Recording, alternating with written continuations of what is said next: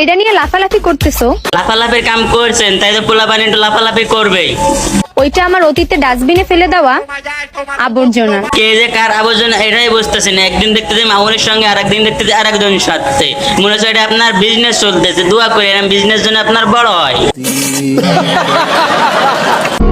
আয়না মুছে কি লাভ, আসলে তো কি লাভ?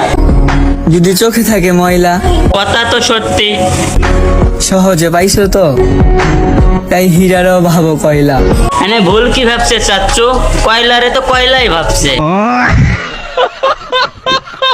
আসসালামু আলাইকুম, আমি টিকটকে নতুন। ওয়ালাইকুম আসসালাম মামনি।